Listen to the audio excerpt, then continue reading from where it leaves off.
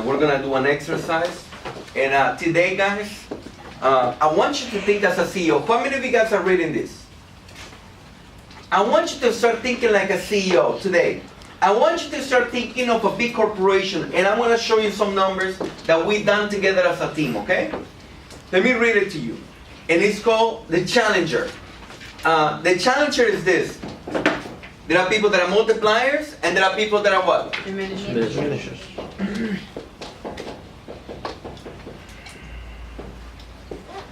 Multipliers and diminishers. And there is a type of multipliers called the challengers.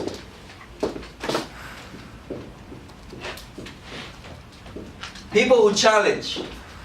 You know, when I was asking numbers, I'm challenging, okay? That's one way to do it. And there is a wrong way to do it. Then I'm going to read it to you right now. You ready? Okay, Matt Macaulay took the reins of Gymboree. You know Gymboree? Who knows Gymboree? You know the company Gymboree? Yeah, the brand, Gymboree. They sell what? Kids clothes. Yes. And now I didn't know Gymboree until now. But says he's looking for Gymboree stuff, okay? It's very nice clothes. Okay. Matt Macaulay took the reins of Gymboree. 790 million children. How much is the value of the company? 790 million. Children's retailer headquarters in San Francisco, $790 million at the age of 33. What age did he become a CEO? 33. Is that old or young? Young. Super young for a CEO. Usually CEOs are older than CEOs. Over 40. Oh, 60. The average CEO is over 55 years old. Okay? But this guy, how old is he? 33. And he became the CEO of, what is the value of the company? $790 million. There are some people tell me, Rodolfo, I'm only 21, I'm only 25. Guys, this dude, guess what he was doing at the age of 25? He was, man, if he's at 33, he's running a $790 million company. Okay? But let me read it to you. At the age of 33, after coming through the ranks of planning and inventory management, this made Matt not only the youngest CEO to get Gymboree in his 30-year history, but also the youngest CEO of a company in the Wall Street Russell 2000 index. Macaulay used his youth to keep him open to the ideas of others. I love to riff and bounce ideas of people, regardless of what their function is. Gymboree employees are all talented, bright people. I want you to write that phrase. All talented, bright people. Write it down and put an asterisk. I'm going to tell you why I highlighted that phrase. Because I'm going to ask you in a little bit. What's he saying again? All the people. All the people are what? I have a question for you. You don't have to answer it. Do you believe or do you feel that all your people are talented and bright? Yes. I hit that like that. Do you think that how many employees do you think Gymboree has? Thousands. It's a $790 million company. And he's telling everybody, hey guys, everybody over here in Gymboree is talented and bright. I have a question for you. You have a team of 2 people, 3 people. Do you believe that your team is talented and bright? Yes. Don't answer. I don't know. You only know you know internally. Or you say, oh, these people don't bring guests, stupid people. Or you say, they don't want to come, lazy people, they don't want to come to training. They're so lazy. Do you speak like that? Or they don't want to qualify for trips. Have you heard that before? We have a trip going to Cancun. Nobody in my team wants to qualify to Cancun. Really? That's not how these guys speak. You're speaking more like a what? Or you want to speak like a multiplier? Let me tell you the language of a multiplier. So you write down that phrase, right? Everybody in their team is what? Bright and talented. All of you guys are talented and bright. All of you. From the new person to the old person. From Zach, who just got started. From Zach, who just got started, to the oldest person over here in the business. I think from Vicky, that has been the longest with me. Brian disappeared already. No, you still have it. At least in my eyes. Okay. Ta-da-da-da-da. He said, okay, let me tell you this. Let me tell you what he did. Let me tell you what he did. How old is he? 33. How much is the value of the company? 79. He set one bar at 17 feet 6 inches, which is what he knew he could clear. I'm sorry. Are talented and bright people, says Macaulay. Matt had been a pole vaulter in college. You know pole vaulter? What is a pole vaulter? What is They it? jump. They jump, you know, they do that kind of crazy stuff. He said one bar at 17 feet 6 inches, which is what he knew he could clear, and always kept a second bar set at 20 feet. The world record at the time. To remind himself of what was possible, Matt took the same approach at work.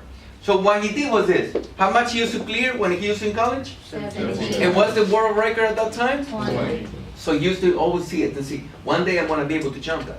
One day I'm going to be able to jump that. And he used that approach to his business, to Jamboree. Now let me tell you what he did. Raising the bar. When Matt took over as president, he had been benefit of a recently rejuvenated product line as well as the challenge of some sloppy business operations. He saw an opportunity not only to grow sales, but also to vastly increase the net income, which at the time it stood at 0.69 cents, so 69 cents per share. Write down that number. How much was the share when he got started? 69 cents. That means you doing 6,900 points in a month. Or you doing 7 recruits a month. That's what it means, okay? To you. 69 per share, 69 cents per share. Using his deep knowledge of operation and inventory optimization, he estimated the upside opportunity, then went to the board and told them he believed the company could achieve $1 per share. The board member laughed, but Matt remained convinced of the possibility. We're talking about really big business. So 0.69, and then he says we're going to do how much? $1. And everybody laughed at him. You know, all the old people, everybody says that's not possible. Yes? Sorry to interrupt. Melissa keeps blowing up my phone. What page are you on? I'm page 98. That means that she needs to read the book. 98. I challenge, I don't know, naturally, I challenge. You know? 98. As Matt met with his management team, he explained his rationale for the growth opportunity in both sales and earnings per share. He took them through the calculation for sales and expense optimizations that he had been studying for the last 5 years and asked if they could indeed be achieved. He then threw out a mission impossible, a net income of $1. He asked each member of his management team his question. What would be your mission impossible?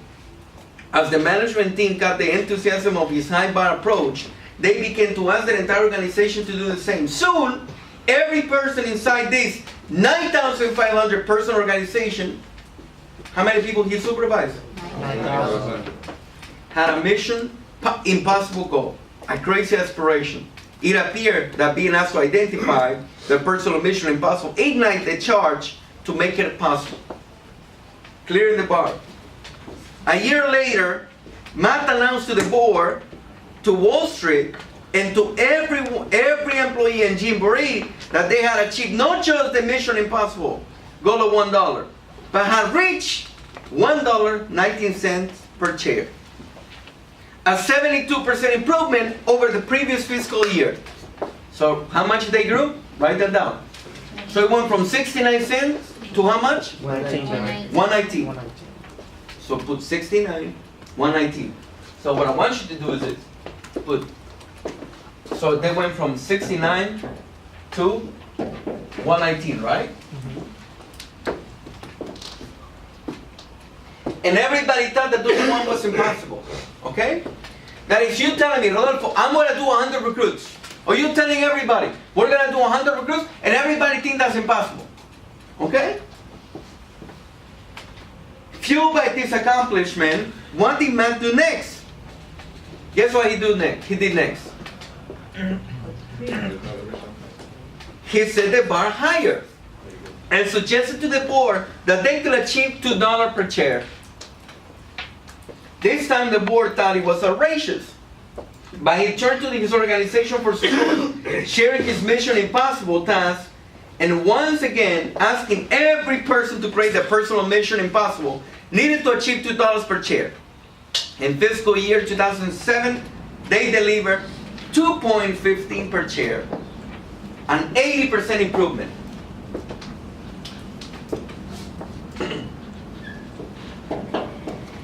That was 80% improvement, and how much? 72% improvement here. Guess what he did next?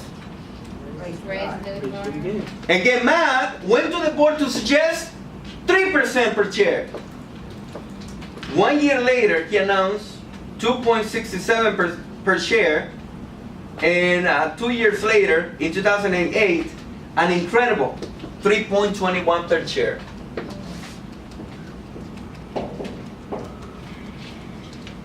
That is more than 50% increase in earnings per share year over year, and almost fivefold increase in 4 years. Okay? Mission impossible. The young challenger CEO used his deep knowledge of the business to see both an opportunity and path to achieve unheard of level of business performance. He articulated this opportunity and laid down the challenge for the organization. He then asked each person to join him in attempting the impossible and to analyze how they might achieve it. By setting the bar high, he gave people permission to rethink their business by asking them to create a personal mission impossible. He allowed them to embrace and step into the challenge themselves. And by acknowledging them, the impossible nature of the mission, he gave people permission to try without fear of failure.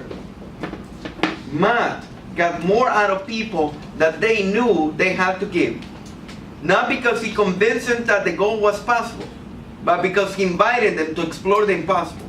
That uncertain, uncomfortable place that makes us stretch both of our imagination and our capability.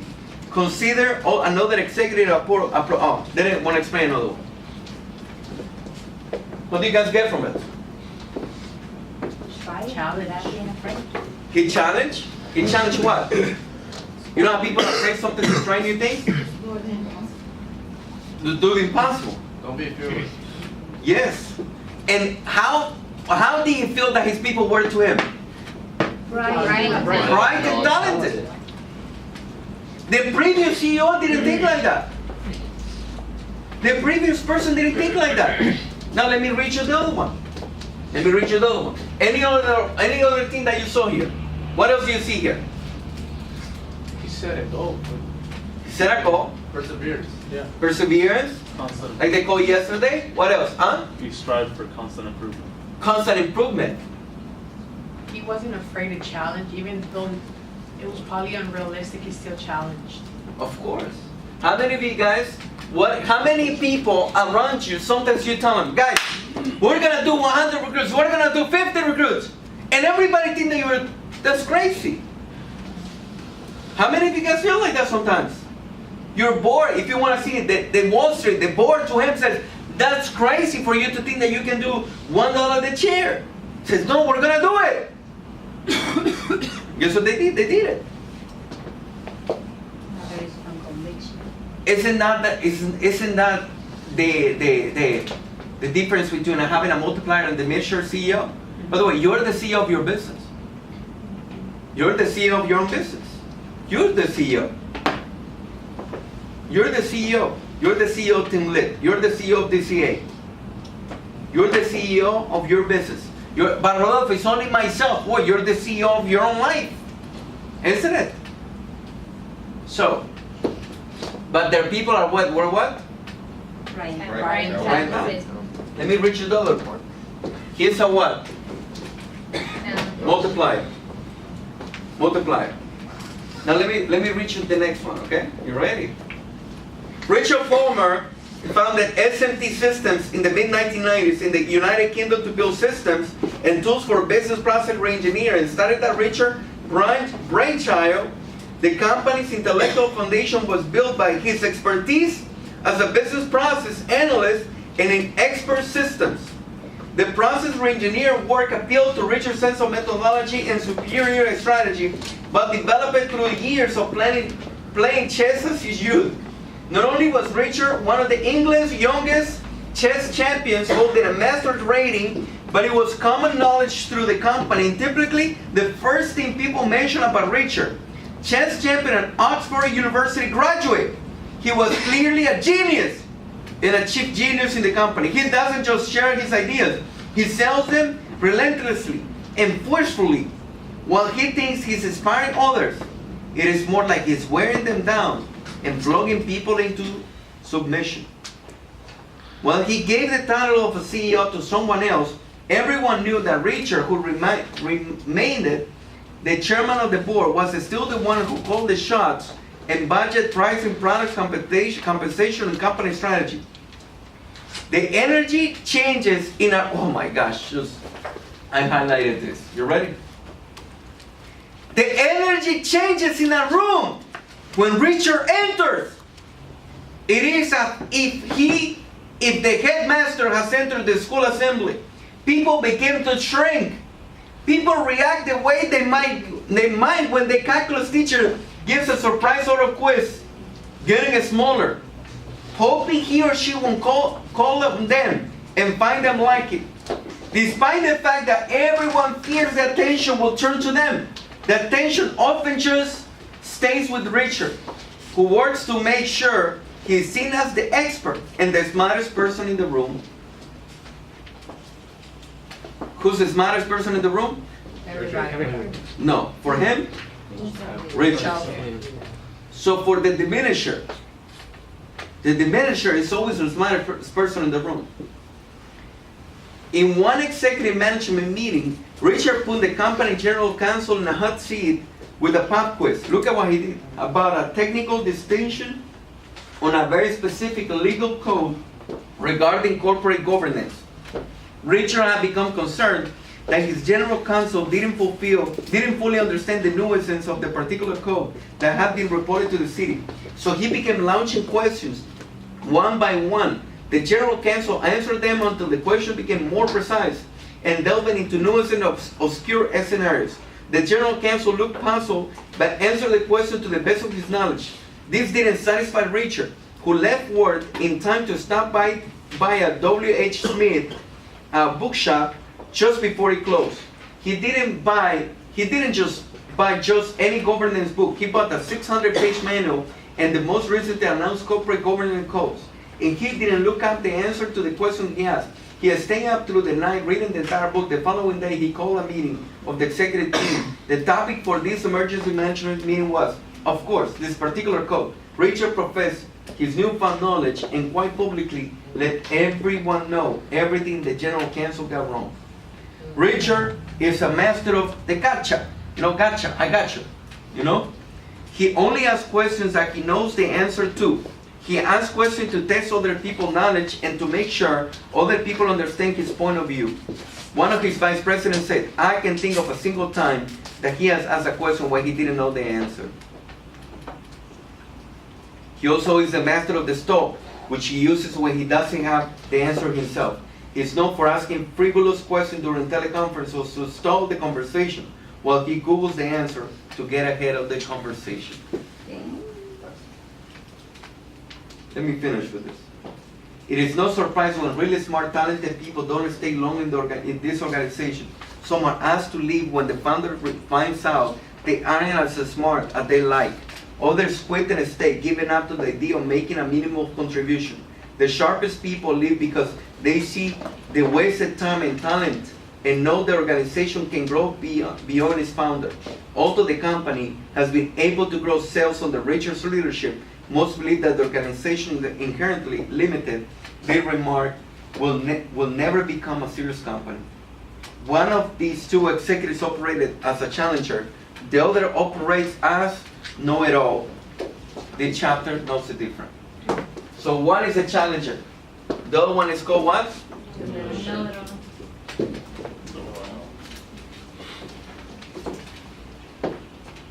Isn't that crazy? So what do you guys get from the reading that we just did right now? He was not afraid to like outwork everyone and prove everybody wrong because everyone doubted him. And Okay. so he, Richard or Matt? Richard. Richard. But that made him a what? No. Diminishers. He wanted to prove everybody wrong. In his own team. Not to the competitors. His own team. What else? It's crazy what a know-it-all can do to an organization. Like now that I'm hearing this, it's just like, it's so crazy. I would have read this book last month, how I would have addressed certain things. Yeah, I always have that. Reading that. What else? I have a question. How do you help someone understand that when they come into the business, they feel like they're the experts and they question everything and they're the know-it-alls? How do you steer them into making them a student of the business because they're greenies to this world? So I remember, well, we recruited one day this guy.